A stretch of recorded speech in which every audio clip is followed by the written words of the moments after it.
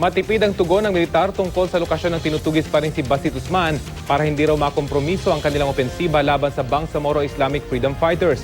Na-recover naman sa sinasabing kuta ng BIFF ang ilang mga gamit medikal na senyales umano na sugatan ng ilang miyembro ng rebelding grupo.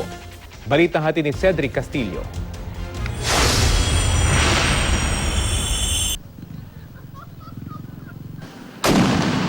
Nang mapasok ng militar ang bahaging ito ng Barangay Kitango sa bayan ng Datu Saudi Ampatuan, Maguindanao kamakailan, natagpuan ang pasilidad na ito na training camp di umano ng Bangsamoro Islamic Freedom Fighters. Wala na ang mga elemento ng armadong grupo nang makubkob ang lugar. Ayon sa isang civilian source ng GMA News, malapit lang sa area. Natagpuan din ang isang pinaniniwalaang medical base naman ng BIFF.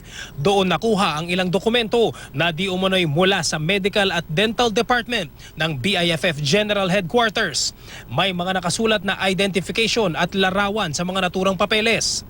Sa pagpapatuloy ng opensiba sa Maguindanao, ipinakita ng Task Force Central Mindanao sa media ang mga kagamitan at armas na na-recover sa lumipas na 16 na araw ng bakbakan. Kabilang dito ang mga gamit ng IV fluids. Indikasyon daw na may mga sugatan sa tinutugis na grupo.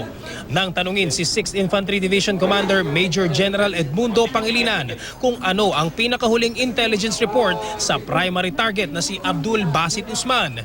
Wound sa kanyang paa, yun lang naman ang na-receive kong information, and still